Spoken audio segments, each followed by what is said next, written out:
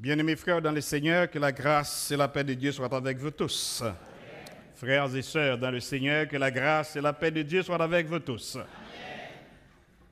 Nous appelons remercier notre Seigneur, le Dieu Tout-Puissant, d'abord, car c'est lui qui nous a le premier fait l'honneur de nous appeler serviteurs. Et ensuite, nous devons remercier également le docteur Evan Gilles, qui nous a aussi fait l'honneur d'être votre porte-parole pour cette semaine, qui est une semaine spéciale. Une semaine qui marquait un événement extraordinaire. À ce bon Dieu de nos privilèges pour que nous soyons présents, accompagnés par madame qui est quelque part dans l'assemblée. Nous demandé le côté lié, il est capable de faire un petit camper. Et peut-être Karima Kelly. Voilà. Merci. Alors, nous avons fait d'autres invitations également pour cette semaine. Nous ne pas dire à chaque soir, mais nous avons l'honneur de recevoir avec nous le pasteur Jean-Willy Gentil, accompagné de sa femme. Voulez-vous vous mettre debout pour... Et accompagné aussi de leur fils. Merci, c'est vous. Eh bien, juste avant que nous rentrions d'emblée dans notre message de ce soir, laissez-moi dire nous, il y a un bagage qui a besoin d'attirer l'attention. Nous. It is very important. What I'm going to tell you. Nous vivons actuellement dans Pâques 2023. 2030, Pâques 2030 a fait 2000 ans depuis notre Seigneur Jésus-Christ a porté pour nous, toutes les nations du monde entier, la Pâques que nous avons aujourd'hui. Mais il ne nous reste que 7 années de cette Pâques, de Pâques ça, à Pâques 2030 là, non seulement gagné 7 années. Je ne sais pas pour qui ça exactement et réflexion ça vient dans la tête moi, mais ça m'a attiré l'attention. Mais cependant, nous passons à savoir que il y a des mouvements dans le monde qui ont fait pour un programme mondial à partir de 2030 ou bien 2031.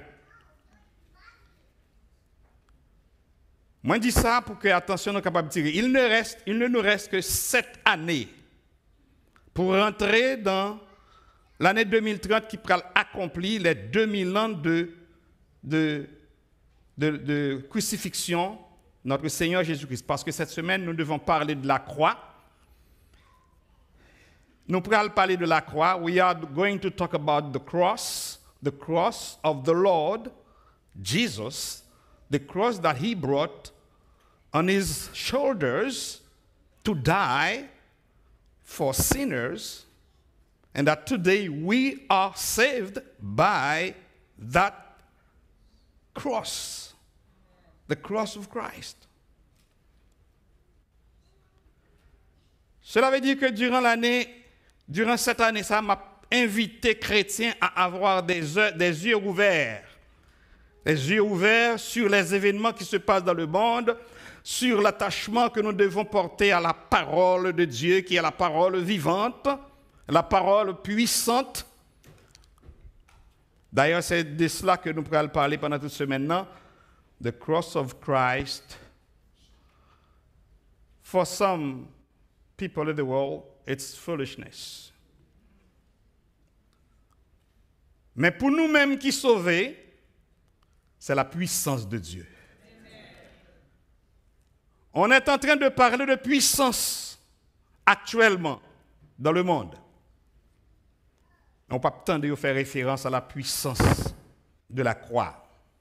Et c'est nous qui devons parler de la puissance de la croix, et c'est nous qui devons doter nous de la puissance de la croix, de la capacité de la puissance de la croix, parce que nous sommes exactement en un moment, en une période où nous devons faire voir, faire sentir la puissance de la croix de Christ. The cross of Christ, foolishness or power. C'est le texte que nous te lis d'abord. Je lis tout le texte là en entier, mais les versets 18 à 21, exactement à 21, situez-nous et dans le temps causé côté nous, besoin chita avec le message de la prédication de la croix cette semaine. La prédication de la croix qui est une folie pour ceux qui périssent, pour ceux qui ne connaissent pas Dieu. C'est une folie, mais pour nous qui sommes sauvés, c'est une puissance de Dieu. Et la croix de Christ est réellement une puissance. Parce que c'est cette puissance, et puissance ça qui kembe nous toujours, qui soutient nous toujours dans ce monde. Car, vous savez, l'adversaire, l'ennemi, le diable, il est furieux pour détruire tout ce qui concerne Dieu, particulièrement sur cette planète. Mais comme l'évangile est une puissance de Dieu, pour répéter l'apôtre Paul qui nous a dit dans l'épître de Paul aux Romains, le chapitre 1er, le verset 16, « Je n'ai point honte de l'évangile, car c'est la puissance de Dieu pour le salut de quiconque croit. » C'est cette puissance que nous devons faire briller dans le monde. C'est notre puissance à nous, la puissance de Dieu. Alors, comme le texte nous dit, aussi est-il écrit, « Je détruirai la sagesse des sages et j'anéantirai l'intelligence des intelligents. » Et puis il pose la question, c'est ce que vous allez voir. Où est le sage? Où est le scribe? Où est le disputeur de ce siècle? Dieu n'a-t-il pas convaincu de folie la sagesse du monde? Rapidement, nous ouvrons une petite parenthèse pour nous dire d'abord. Après le déluge, il y a une catégorie de personnes qui voulaient élever une tour. C'est dans la plaine de Shinéar, du côté de Babel. Alors, très loin de nous ici. Mais il voulait construire une société nouvelle, une autre société. Alors nous avons à parler de cela, oui, au cours de la semaine. Cette espèce de société qui est en contradiction, ou bien tout à fait incompatible à la société que Dieu a voulu dans le monde. Mais comme les hommes pensaient que c'est eux-mêmes qui sages, c'est eux qui gagnent connaissance, c'est eux qui ont capacité, c'est eux qui ont fait, eh bien, ils ont fait ça. Quand le texte nous dit, il anéantira la connaissance des sages, quand il dit, où est le disputeur de ce siècle? Dieu n'a-t-il pas convaincu de folie la sagesse du monde? Convaincu de folie la sagesse du monde. Cette folie-là qui était montée à la tête de ces groupes de personnes, à leur tête, il y avait un roi que la Bible nous dit qu'il était très puissant, un puissant chasseur. Il s'appelait Nimrod. Il voulait construire une tour élevée. Ça, c'est la sagesse humaine. Comme ça. Mais Dieu a dit, eh non, si je n'arrête pas cela, ce sera une catastrophe. Et c'est ainsi que Dieu a confondu leur langage. Quand le texte nous dit, il a convaincu de folie la sagesse du monde, la première démonstration, c'est qu'il a arrêté les gens de continuer à construire la tour de Babel. Quand Dieu dit, il va convaincre de folie la sagesse du monde, et il y a beaucoup d'autres choses qui vont se faire par Dieu dans ce monde, autour de cette situation de la sagesse. Les hommes pensaient que ils sont sages, les hommes pensaient que ils connaissent, les hommes pensaient que ils ont fait toute bagaille en mettant de côté le Dieu suprême qui a créé le ciel, la terre, l'univers et tout ce qui s'y trouve, et l'homme. Et bon Dieu dit un jour qu'il va mettre fin, là va comprendre que sagesse soit son folie qu'elle est. Par conséquent, le passage biblique situé dans 4 textes, ou bien si vous voulez, les 4 versets qui composent qui constituent l'essentiel de notre conférence de la semaine, eh bien, sont passages qui permettent nous mélanger avec réalité que nous avons constatée actuellement qu'a passé dans le monde là. Que moun comprenne situation qui a évolué dans le monde là bien ou bien yo pas comprendre ni, mais nous autres comme enfants de Dieu, nous devons être vigilants pour comprendre que Dieu est à l'œuvre. Il n'est pas mort. Jésus est mort, c'est vrai, mais il n'est plus au tombeau. Il est ressuscité maintenant à la droite de son Père pour commander les actions de sa parole sur la terre. Donc, de ce fait, la sagesse de l'homme, il laisse au quoi que il est capable d'arriver à remplacer Dieu dans son œuvre. C'est ça l'objectif de Satan. Faire ouais que bon Dieu pas rien. Et c'est les hommes qui mènent dans tout ça qu'il va faire. On nous fait une petite démonstration très rapidement. On nous essaie de dresser un tableau. Like a big board, we share it in two portions. A left side and the right side.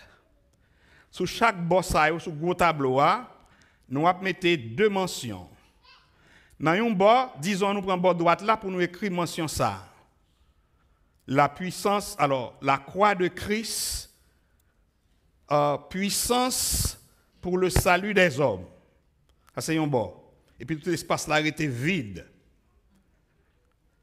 Et puis dans l'autre bord, qui c'est le bord gauche là, nous mettons la croix de Christ, folie pour égarer le monde.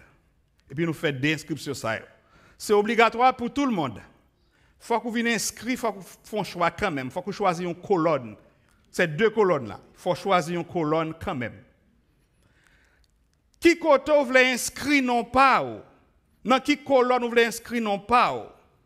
Et c'est obligatoire pour tout le monde parce qu'on n'est pas capable d'identifier qui vous êtes. Finalement, il faut que vous identifiez qui vous êtes par choix que vous faites sous côté inscrit là. Songez-moi de d'où.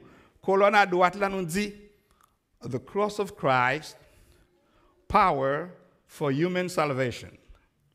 Et dans l'autre bord, qui c'est bord gauche là, on écrit The cross of Christ, foolishness for those who are perishing. C'est ça, ça dit. Clairement. Vous allez faire le choix. Et tout le monde, depuis la première personne de la création de Dieu, la personne d'Adam, jusqu'à la dernière personne de la création, pour venir, d'où est porté non sous tableau ça. C'est comme si Dieu est en train de faire une élection. Et à la fin, on va faire le dépouillement. Nous allons regarder les résultats. Actuellement, c'est ça qu'a fait. Chaque monde a posé non ou bien a fait choix dans deux colonnes. Ça, et finalement, ce sera le dépouillement. Et à la fin du dépouillement, là, vous fait dépouiller ça, vous compter toute bulletin, tout le monde qui est inscrit, etc., qui a participé dans le travail, ça, qui fait devoir, ça. Quand on va regarder, qui résultat ça va. Qui va les monde? Ou pour le joindre dans le bord droite là? Qui va les monde? Ou pour le joindre qui t'a voté dans le bord gauche là? La révélation fait nous connaître que pral gagne plus que 3/4 de la population mondiale qui pral opter et qui optait déjà, puis on dit la croix de Christ sont avilissement lié. Et on a une petite quantité minime de plus que 3/4, par contre qui nombre fractionnaire que m'a utilisé pour me dire qui quantité qu'elle est. Qui pral dit, un minime partie qui pral dit oui. La croix de Christ, c'est la puissance de notre salut. Alors, c'est pour vous montrer l'état du monde. Alors, là, nous, dans un monde, faut-il bien que nous examinions pour nous comprendre l'état. Plus de 3/4 de la population mondiale, de tous les temps, ils ont penché vers la colonne gauche. Pour quelle raison? La raison est simple. La raison de cette majorité écrasante qui choisit colonne à gauche là pour dire que la croix de Christ, c'est folie liée. La croix de Christ, C'est lui qui a péri le monde, la croix de Christ, pas fait rien pour nous. Ou a demandé pour qui ça? La raison est très simple. Seulement, ça nous relève false appearance. La fausse apparence. L'apparence est toujours trompeuse. Apparence, fausse apparence. Là, dans le texte, la parole a dit, Dieu n'a-t-il pas convaincu de folie la sagesse du monde, car il a choisi les choses viles du monde pour confondre les sages. C'est réellement ça que... Alors, bon Dieu pas aller, bon Dieu pas garder l'homme considérer, l'homme penser, parce que notre tendance à nous, toujours voulait porter nous à agir par l'apparence, et l'apparence est trompeuse. Ça mène nous dans une réflexion que nous jouons dans 1 Samuel chapitre 16, le verset 6 et le verset 7. Rapidement, nous avons songer que bon Dieu a besoin de remplacer Saül comme roi d'Israël, parce que Saül t'a fait un impère, qui n'est pas correct. Mon Dieu dit, me révoquer, il relève Samuel pour le remplacer. Il dit, Samuel, allez dans une petite ville qui relève Bethléem, ou a besoin d'une famille qui relève Isaïe, rentrez dans la famille ça. Ou a besoin d'un monde qui veut ouen pour remplacer Saül. Le prophète Samuel dit, mais Seigneur, si Saül apprend par ça, je ne vais pas bien la vie sauve. L'Éternel dit, allez. Lorsqu'il dans la ville là, dit que vous venez offrir un sacrifice pour l'Éternel. Mais rentrez quand Isaïe. Moun qui doit être présent avec vous, fait venir rentrer. Et puis offrir sacrifice là. Samuel dit, monsieur Isaïe, l'Éternel voyait me la caillou parce que il y a une petite yo qu'elle choisit pour roi. Mais ce n'est pas moi qui a fait choix, c'est lui qui a dit qui est. Bien entendu, côté petit réuni ici. Isaïe rassemblait 7 petits garçons liyo. Moun qu'elle te voyait l'école, fait gros classe, etc., qui bien campé, bien habillé, bien bon ici, bon l'autre bord, et tous 7 là qui chita là. Samuel dit, faut passer une après l'autre. Premier à passer, Eliab. Je ne vais pas citer nos noms parce que je ne vais pas faire une citation de nos là. Nous connaissons l'histoire, nous avons dans le livre Samuel, nous avons Samuel chapitre 16, etc. L'Éternel dit par lui-même, etc., elle fait passer toutes 7 yo. L'elle finit passer toutes 7 yo. Mais avant d'arriver dans ça, l'Éternel dit, Samuel, alors Isaïe fait passer toute petite ça yo, tout garçon ça yo, mais quitter l'autre là. Premier monde qui paraît là, même prophète Samuel, il dit, ah, assurément, monsieur, ça a bien campé, bien portant, il est bien vu, il a une belle prestance, peut-être le roi, c'est lui. L'Éternel dit, non, non, non, Samuel, faites attention, votre réflexion n'est pas correcte. On regarde le texte là avec moi, qui ça le dit dans verset 6. Ne prends point garde à son apparence et à la hauteur de sa taille, c'est le verset 7. Ne prends point garde à son apparence et à la hauteur de sa taille, car je l'ai rejeté. L'Éternel ne considère pas ce que l'homme considère. C'est là moi avec nous besoin faire attention pour nous focus nous sur bon Dieu, suivre bon Dieu, garder démarche bon Dieu, garder attitude bon Dieu, suivre comportement bon Dieu, pour nous suivre bon Dieu. L'homme regarde à ce qui frappe les yeux, mais l'Éternel regarde au cœur. Cœur. C'est la bon Dieu. En pile fois, nous avons nos problèmes pour nous regarder les gens sous apparence, sous dehors, comment etc. Mais Dieu dit, je ne vais pas regarder sous ça, nous avons fait sous dehors. Nous parfois même, il dit c'est de l'abondance du cœur que le corps réagit. Mais bon Dieu dit moi-même, c'est sentiment, c'est ça que notre cœur, c'est gens qui croient, c'est ça m'a gardé, c'est ça m'a choisi. Donc nous, apparence, ça c'est le premier élément qui peut permettre de nous parler de deux forces qui goûtent ensemble, de forces contraires, opposées, l'une à l'autre, et dans ça nous, et dans goût ça nous, et dans bataille ça nous, en deux forces. Donc l'apparence faut nous surveiller l'empile parce qu'elle peut permettre de nous faire un pile échec. Premièrement, ouais, apparence dans Isaïe. Isaïe nous apparence d'abord parce qu'il est aligné. Isaïe pas de 7 petits garçons seulement. Il te gagne 8. Mais combien il a aligné? 7. Ça veut dire qu'il y a une, il n'a pas besoin de présenter. Pour qui ça? parce qu'il était de petite taille, et puis il t'a choisi une profession qui n'est pas trop sur le monde, berger, etc. Donc, on va pas le voir. C'est pas lui. Le problème n'a pas visiblement éclair. Et même prophète Samuel, nous pas ta penser. Il ne faut pas penser parce qu'on est serviteur de Dieu, parce qu'on est femme de Dieu, parce qu'on est ouvrier du Seigneur, parce qu'on est un homme intègre, etc., que l'apparence pas vient à ta cause. Non, attention, nous tous, nous sujets à l'apparence. Attendez. Pour nous veiller ça.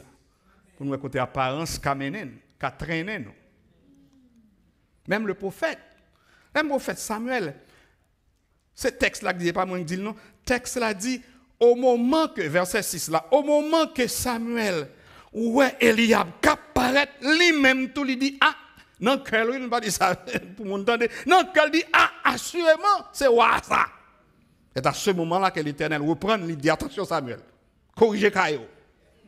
Je vais regarder, pas comme ça m'a regardé moi-même. Je vais penser, pas comme ça m'a pensé moi-même. Faites attention. C'est une belle mise en garde. Et moi, nous avons besoin de mise en garde ça pour servir nous, pour que nous ne pas fixer le regard sur n'importe quoi.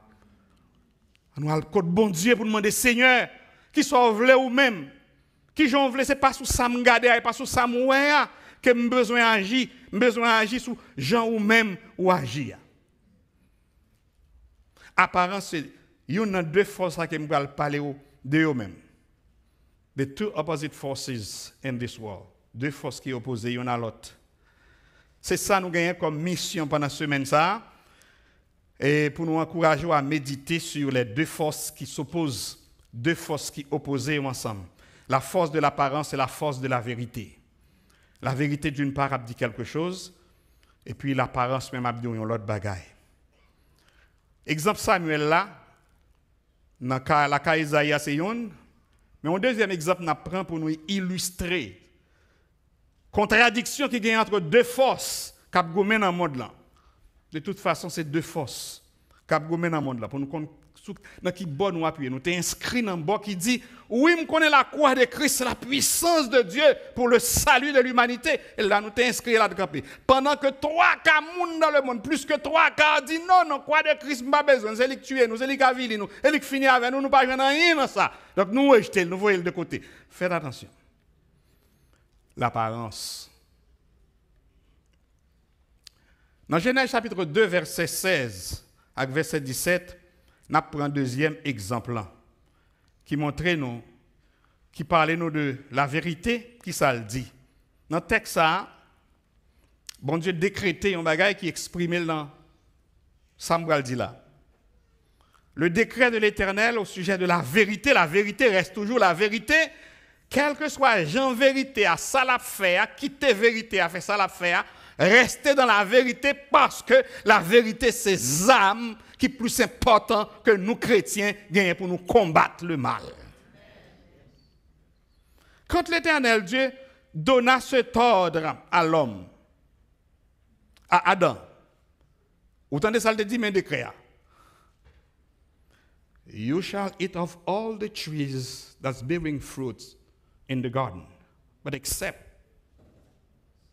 the fruit of knowledge for evil, for good and evil. C'est ça. The day, le jour qu'on mange, the day that you eat that, you shall die. That's it. That's the word of God. Ça, c'est ça, bon Dieu dit, c'est son décret. Pas toucher à fruit ça, ou mettre manger dans toute l'autre. Mais quand à l'arbre de la connaissance du bien et du mal, pas toucher. Le jour qu'on touche, il te dit ça clairement. Il te dit le résultat qui ça la pied, ou à mourir. Tu mourras certainement. Ça c'est la vérité.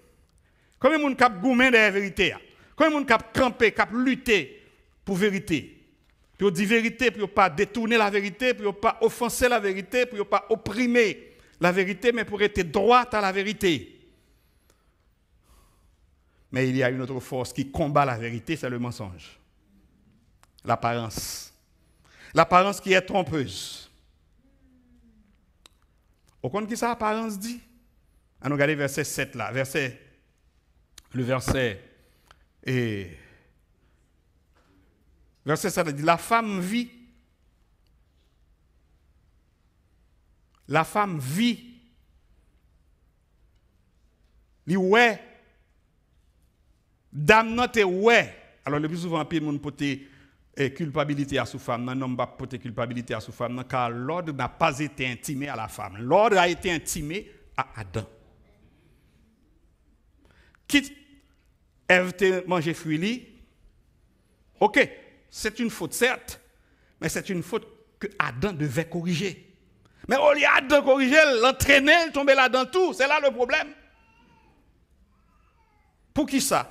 Parce que adversaire là qui voulait contrecarrer le plan de Dieu, la puissance de Dieu, Alvin dit non, c'est pas vrai du tout. Et connaît le jour manger, ou a vin grand, ou a tant cool, ou a reconnaissant, ou a toute bagarre, ou a puissant tant cool, et ça fait le pavlon manger. Et c'est comme ça qu'il dit, tendez. Dans ça, il dit là, apparence, li porte la dit, li ouais, que fruit agréable. La femme vit que l'arbre était bon à manger et agréable à la vue et qu'il était précieux pour ouvrir l'intelligence. Précieux, il dit, pour ouvrir l'intelligence. Voilà que quand il cédait, à l'arrivée là, il cédait vraiment, lui permettre que mal la rentrée. L'apparence seulement qui fait ça parce qu'il dit, t'es ouais.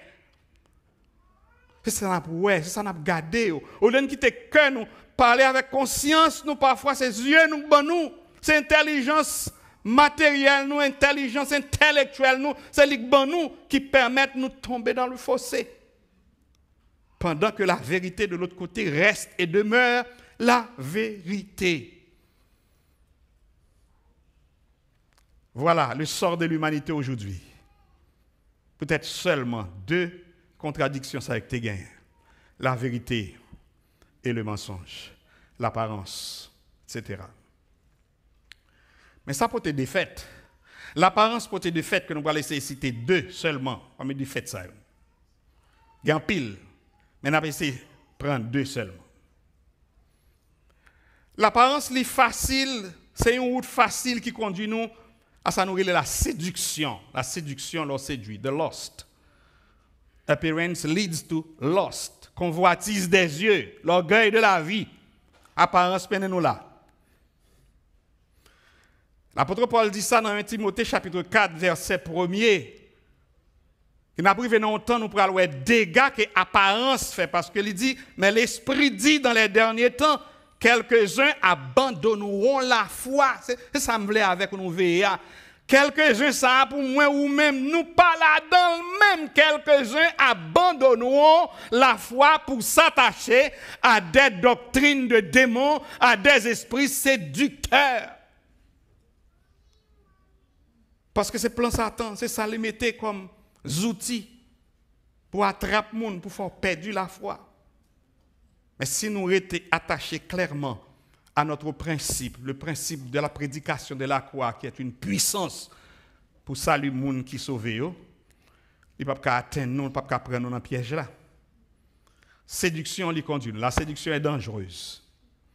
Deuxième bagaille qui est apparence, lui conduit là-dedans. Apparence, une route facile qui conduit à l'aveuglement. Donc là, ça ne pas même. À l'aveuglement, il est aveuglé ou pas même encore. Et nous songeons que l'aveuglement, c'est un vecteur, c'est-à-dire un instrument de la force négative, de la force contraire, qui empêche et nous reconnaître et accepter la vérité. C'est ça.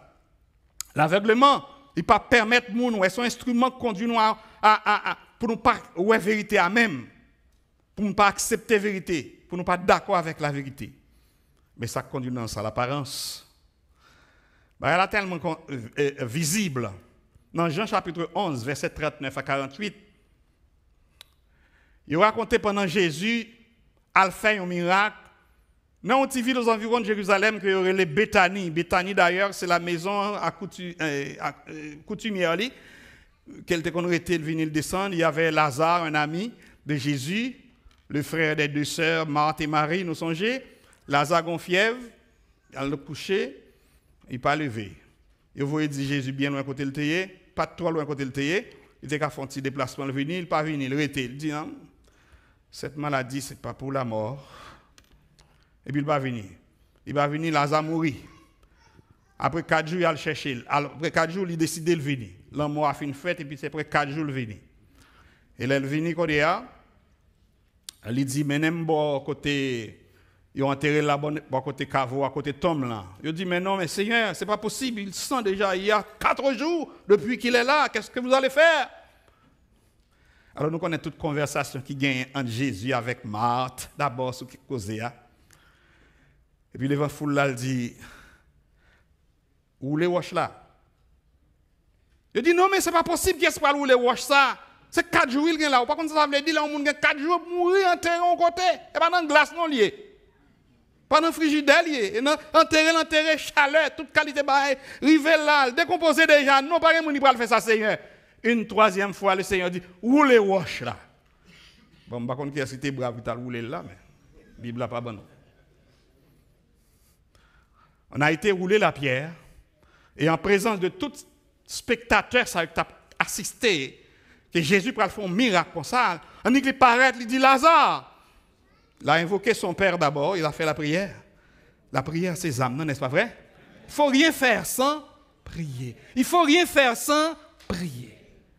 La prière. Parfois, nous minimisons la prière, nous disons, mais non, ça veut dire ça. Bon, prier, ne pas aller, ne pas attendre. Non. Adressez-vous à votre Seigneur, quel que soit le moment. Prenez donc l'habitude de vous adresser à Dieu en tant qu'enfant de Dieu. C'est même bagaille que maman, papa ont besoin d'adresser tout le temps. Mais faites-le pour bon Dieu, tout entendez? Il a prié. Et ensuite, il dit, Lazare, sorti. Et puis Lazare sorti. Et elle sorti, il dit, démasquez-le, retirez toute bonne, vous jeter. Et puis Lazare sorti. Mais moun n'a pas assisté au bagage comme ça, c'est une occasion ou opportunité en or pour tout le monde qui l'a, il te dit, ah, mais Seigneur, c'est d'elle n'a pas marché. Non, il est inscrit à gauche.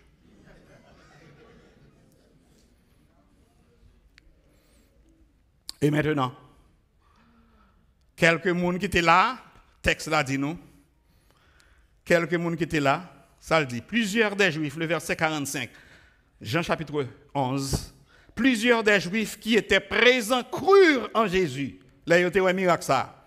Mais les autres, ils toujours disent les autres. Les autres, ils ont toujours puis plus. Les autres, ils ont rapporté les pharisiens et sacrificateurs, mais ça, non, il y aurait Jésus à faire, oui. Et puis, monsieur, orgueil, il dit, oh, c'est vrai, il va nous arrêter, il va nous tuer, il va nous ceci, il va nous cela. C'était la tendance pour montrer que les hommes ne pas voulaient voir bon Dieu. C'était une occasion pour un pile monde de dire, bon, voilà le sauveur du monde. Qui est l'autre qui était capable de faire un miracle comme ça? Elle fait un bail comme ça. Et puis c'est à ce moment-là que le monde dit, non, il n'est pas possible, il n'y a pas besoin. On dit quand il était quoi que Jésus, tu as accepté Jésus, il dit, ah oui, c'est le sauveur du monde. On t'a profité de l'occasion de ça. Moi, ma veille, nous avons une semaine quand on a célébré la croix de Christ comme la puissance de notre salut. Cette semaine, que nous devons prendre très au sérieux, à la maison, au travail, en marchant sur la voiture, dans les rues, quelque part, prenez très au sérieux ce que vaut la croix de Christ pour nous. La croix de Christ que nous prêchons cette semaine, que nous célébrons cette semaine, n'a fait rappeler la puissance de la croix de Christ pendant toute cette semaine, pendant tous ces jours, de 6 jours de cette semaine, que nous allons parler de la croix de Christ. Invite les autres à venir pour entendre le message sur la puissance de la croix de Christ. Actuellement, c'est de cette puissance que nous devons nous servir. Et puissance, ça cap utile pour nous pendant que nous vivons dans le moment que nous tendons. Les grands de la terre, ils sont prêts pour y mettre. Ils sont prêts, chaque de côté pas, ils prêts pour presser bouton pour détruire l'humanité avec de gros âmes. Ils mettent confiance dans les âmes. Mais nous savons que la puissance appartient à notre Dieu qui a créé les cieux et la terre. Ouais, côté nous besoin cacher, mes frères et sœurs. Mais côté nous besoin arrêter, mais côté nous besoin appuyer nous, mais côté nous besoin chita, mais côté nous besoin concentrer nous à prier Dieu et remercier le Seigneur pour la croix Il a supporté, il a subi la croix, il a accepté de venir sur la croix. Il a laissé son trône dans le ciel, là-haut. Il a laissé son trône, mais il est venu vers nous pour nous apporter cette puissance qu'on nous a besoin même. Chaque génération passée, qu'on a besoin de puissance là. Maintenant, c'est le tour de notre génération à nous, pour le présent moment. Bon Dieu dit, âmes que nous gagnons, outils que nous gagnons, restez donc attachés à la croix de Christ pour dire comme l'apôtre Paul qui a dit en 1 Corinthiens, le chapitre 1er, verset 18, car la prédication de la croix est une folie pour ceux qui périssent, mais pour nous qui sommes sauvés, elle est une puissance de Dieu. Que le Seigneur vous bénisse.